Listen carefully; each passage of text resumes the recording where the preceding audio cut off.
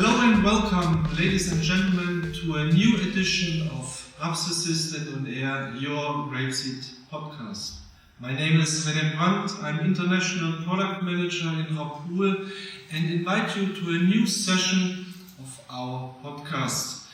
Today I would like to discuss about a new project running here in Latvia called the Rapeseed Knowledge Center. If you are asking yourself, what does it mean? Yeah, welcome and enjoy listening our new session. Luckily, I'm not alone here today, and welcome to my guest, Elvis Lazdiņš from this Lazdiņš farm here in Latvia. He's the agronomist on that farm. Also, welcome to Oskars Balodis. He is the head of the crop farming department by LLKC, the rural advisory and training center here in Latvia, and my colleague Antanina, our product manager here in the Baltic countries and responsible for Rapool.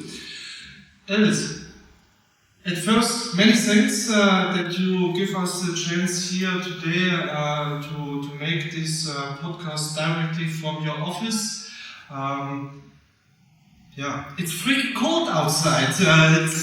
Winter is arriving already in Latvia. We have outside -10. Was a big shock for me this morning, but luckily you got also quite a lot of snow. So I think your products, your crops outside, they are safe under this snow cover.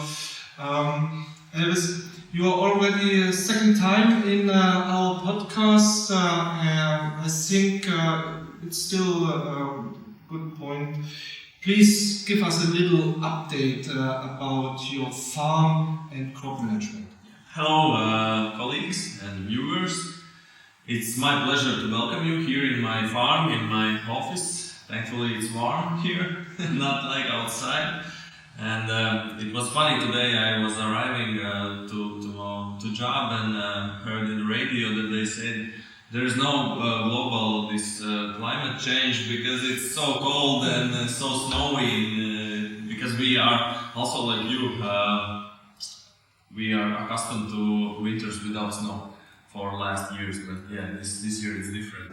About me, as you already mentioned, it's my second time in the podcast. I am a farmer, agronomist in my family farm here in Latvia, central part of Latvia. We work on around 1,500 hectares, from which 1/3 is my farm and is located like 50 kilometers from here where we are at the moment. Nothing special about the farm. I would say typical arable farm here in Latvia. three plant crop rotation, so it's pretty dense. Winter wheat, and then it goes all seed. Pretty small amount of spring crops, and that's what I want to change in the future. I want to increase amount of pulses we are growing here, so that we don't have this second wheat crop. So we have something in between. Regarding technology, I would say for oilseed rape we use only strip till. That's the only method we use. This year we experimented with plowing and seeding with the power harrow. Maybe this good autumn temperatures will bring something, but I have real doubts about those fields where plowing happened. Regarding winter wheat, I would say tillage depends on the situation we are seeing at that moment. I cannot say I'm a mean tiller or just pro plowing. It depends on the situation. On pre-crop weather conditions at the moment and the crop we are planning to see. So that's about it. Thanks, Elvis. I think I also want to mention to our audience that you are a very good example of these young farmers with open mind, and you are interested also to transfer this kind of daily agriculture working to the society. Because of that, you start also something for this kind of social media actions. You run an own YouTube channel. You make videos where you speak about agriculture and challenges in agriculture. So a little bit to give more knowledge to the society. How important is for you this new communication via Facebook, Instagram, YouTube? I would say it's really important. But it depends on the content you're making. For example, my kind of content, when I show what we are doing as farmers in our fields, in our job, it's important to get over this gap when there's a society and there's a farmers. There's no in between. And I think that's wrong, and that's why I started this project. Just to show how hard we work to produce food that we all eat. That's my main task, because I feel that today society thinks that food comes from out of space, just appears on their table in their fridge. But that's not how it happens. We put a lot of effort just to produce some amount of cereals, oilseed or meat, whatever. That's a lot of work behind all that food. And that's what I want to show. That we're not just sitting around and doing nothing. It's pretty hard work. If we speak about your type of projects, I would say it's also really important, because nowadays we all plan our time. And these face-to-face seminars or some other activities, it takes a lot of time, and we cannot be everywhere anytime. So this is, I would say, it's a right way how to approach our clients, customers, farmers. They can watch this when they want it, in their own bubble, and without disturbance, without anything. That's a nice thing. I totally agree, Elvis. Please continue with that, and audience, please, if you have time, go on his channel and have a look on that. I really can recommend that. Elvis, many thanks for the beginning. Antanina, let's come to you. You arrived very late yesterday evening. You were participating on an international business meeting, and also, in your position then as a Rapeseed product manager. Antanina, I'm curious, I know a little bit Rapeseed has a special position here in the Baltic countries in the crop rotation. And I would like to also to ask you, could you give us a little bit an update about the current status of the Rapeseed outside in the fields? That's not a secret. We also are still in the leading position in our farmers' crop rotation in all Baltic countries. Mm-hmm. And if you compare previous year acreage to this year, of course, numbers are decreasing because of difficult weather conditions during sowing. That's a main thing. But thankfully, because of long autumn, we have observations that in Lithuania and Estonia there's around 70% of very good fields, and in Latvia there's even better situation. There's around 90% of fields which mean very good and good. So that's nice numbers. Thanks for this first updates, and really good to see that Rapeseed was managed or was possible to manage these difficult conditions this year. I think this position as the second biggest crop here in the Baltic countries is definitely unique in comparison to all the other countries, rapeseed producing countries in Europe. But this very outstanding position at the biggest breaking crop in the rotation, but then also biggest one behind winter wheat, create also year by year new challenges. How was it this year? What was the main challenge for the rapeseed farmers? Yeah, this year was special year to see and requires good news for everyone.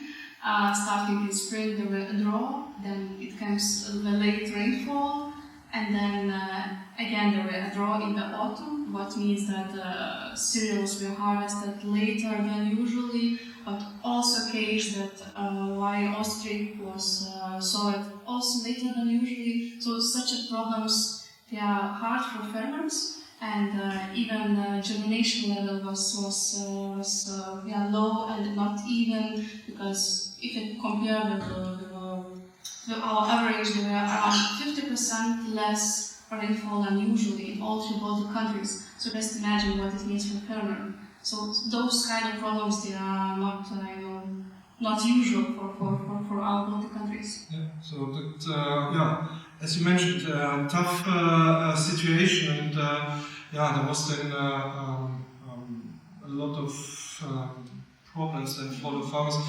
What can Rapool do here in such cases to support the farmers?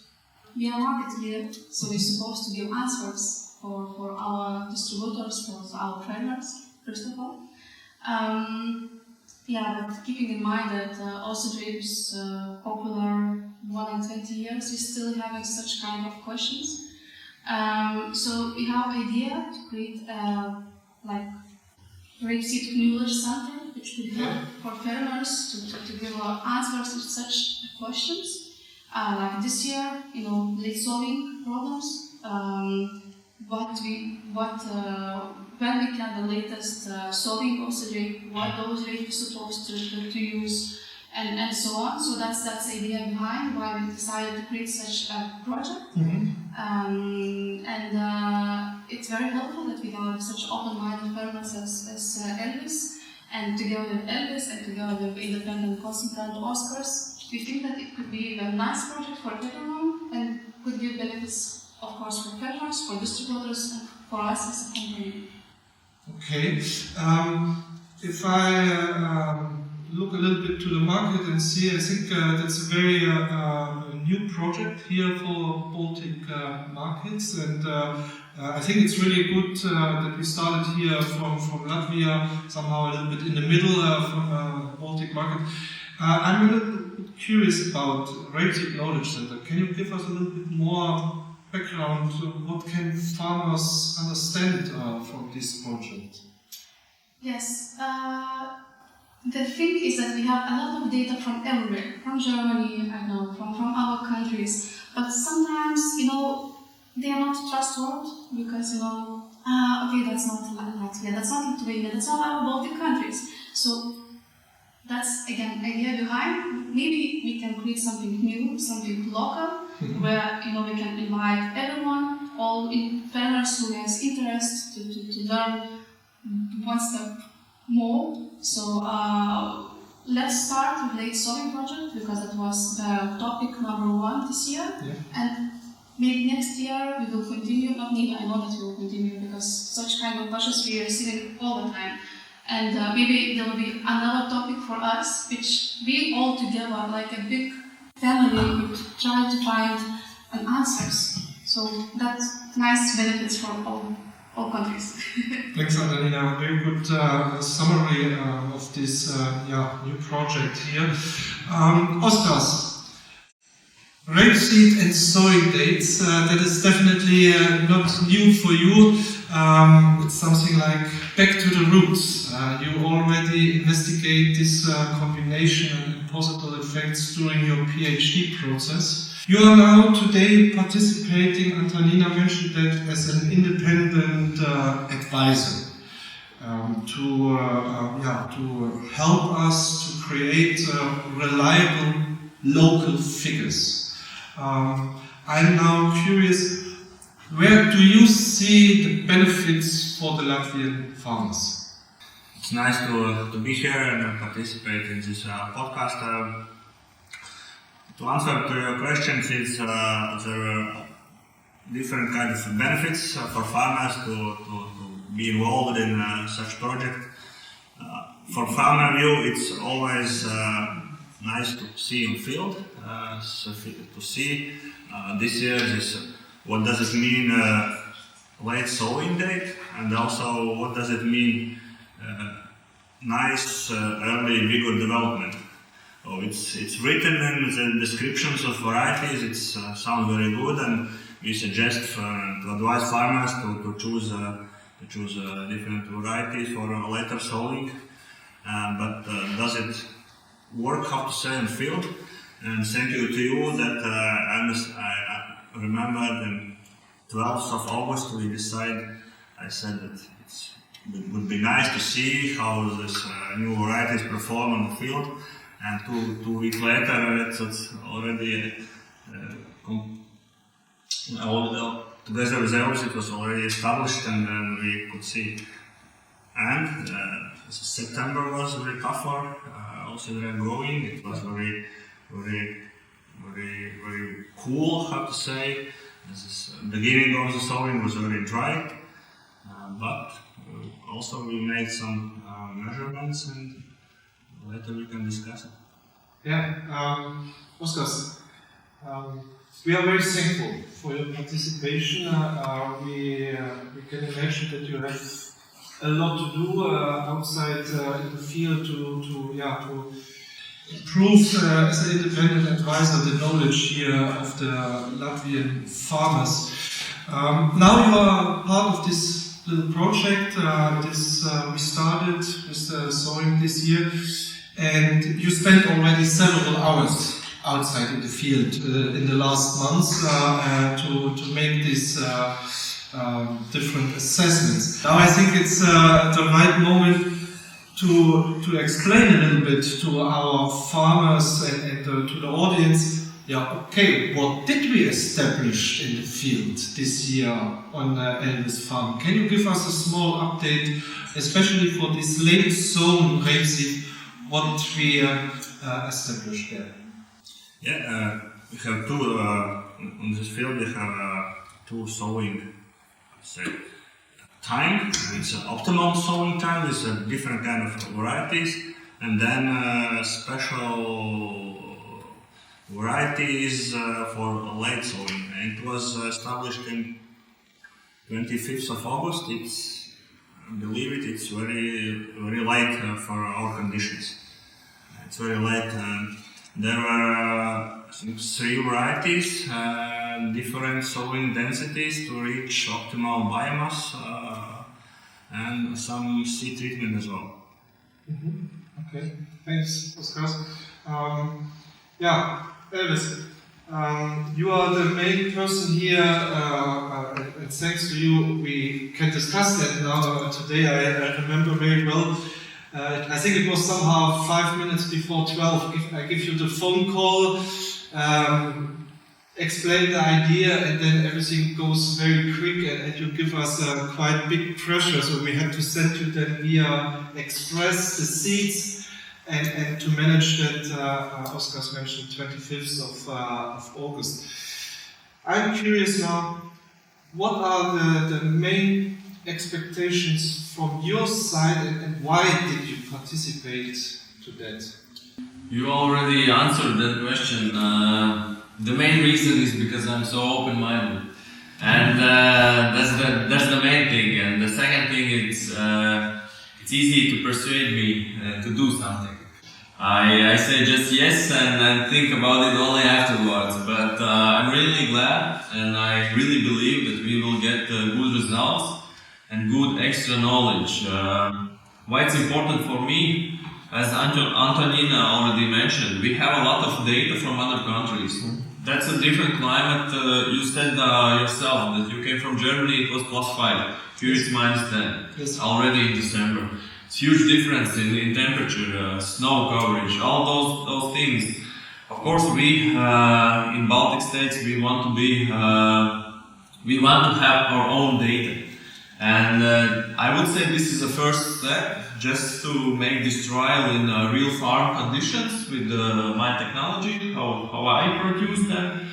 And yeah, you made just in time, so I can leave some spare acreage on the field, so we can make this late sowing trial. And yeah, that's for me as myself. I like it because I tend to be one step ahead from other farmers, and it's in my own field. I can get the data firsthand, and it's really interesting. And I believe the knowledge is a huge part of what we do.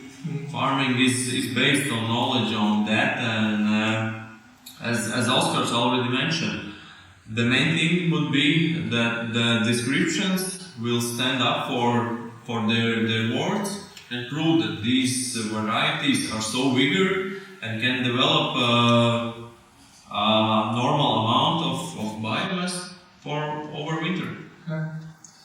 Farmers around look to you here in this area, and now we made this late sowing project 25th of August.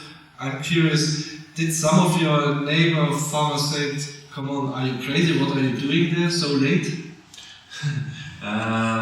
There were some comments, but I wouldn't say that someone is looking how I farm.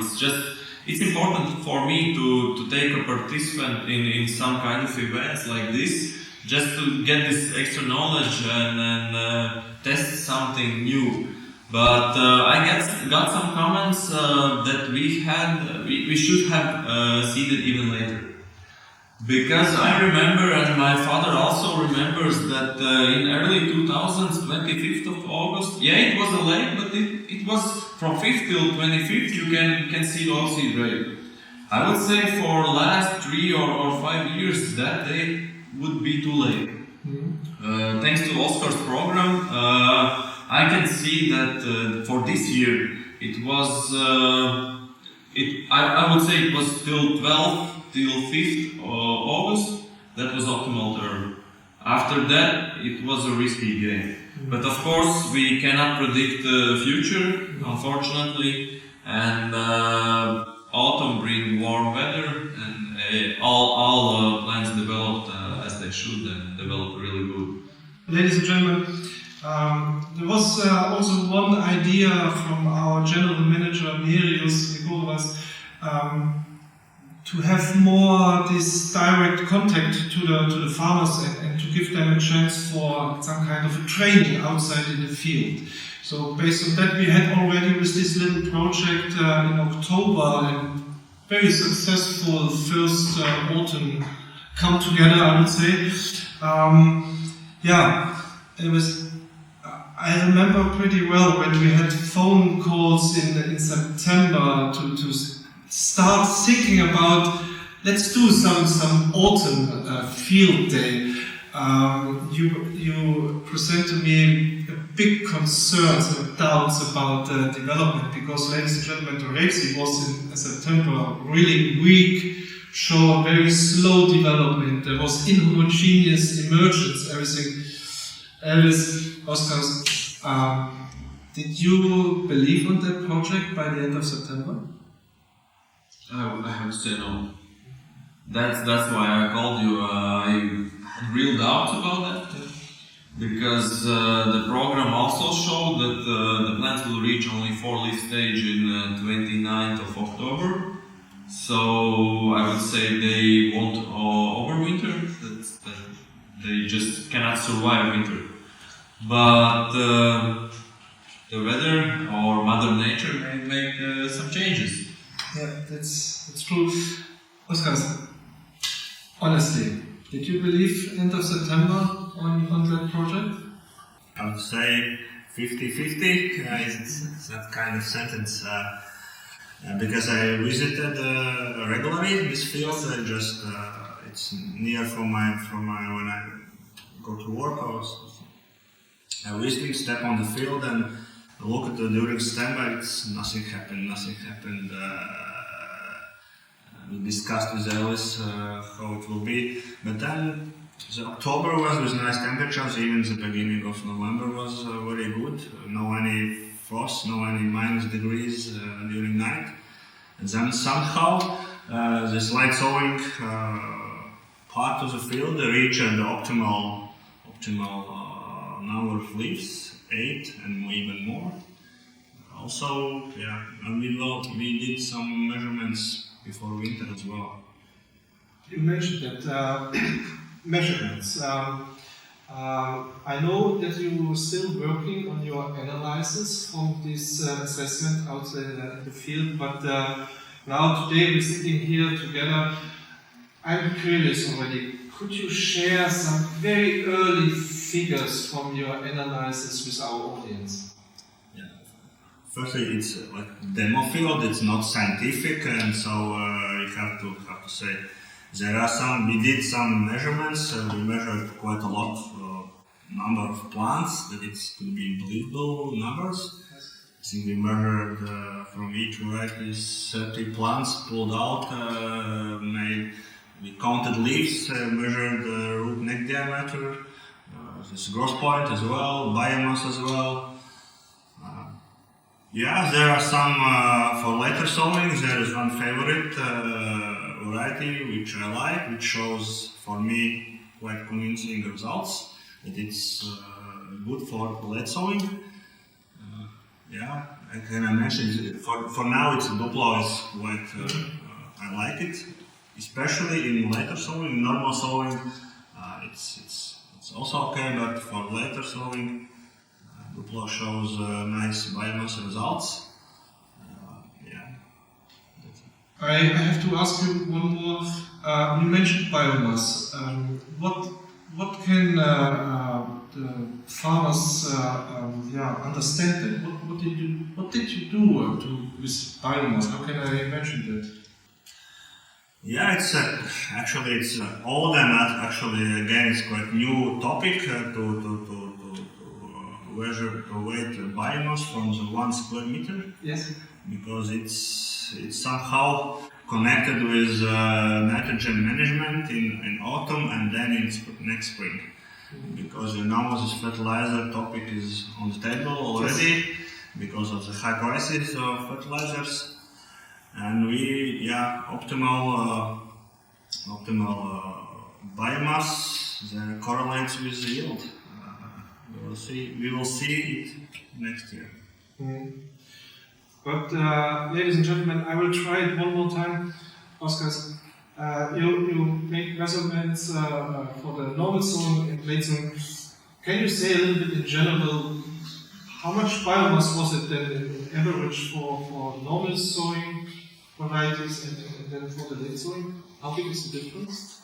Firstly, I was thinking that there will be huge difference, but actually it wasn't so. For example, average biomass for optimal sowing was close to 2 kilograms per square meter. It's very nice biomass. But in later sowing, it's also reached more than 1 kilogram, even from 1 square meter. I was surprised, but it was so. Thanks, Oskars. Elvis, small question. How did you make it with crop management? How much fungicides did you use? Application too? I used in this normal sowing data. I used PGR, yes. But in late trials, at that moment when we had to put PGR, the temperatures were cold. The forecasts showed the same, that it won't have any warm temperatures. So we decided to don't go with PGR on late sowing trial. And for the normal sowing, one application. Yeah. Okay, thanks, Elvis. Antanina, you participate also on this assessment, on the final assessment where we checked our different parameters before winter. I would like to know what are your personal observations from this assessment? Yes, we can. that's not a secret. I came from a field research station of pesticides, so that's nothing new for me to stand outside in the field and assess plants.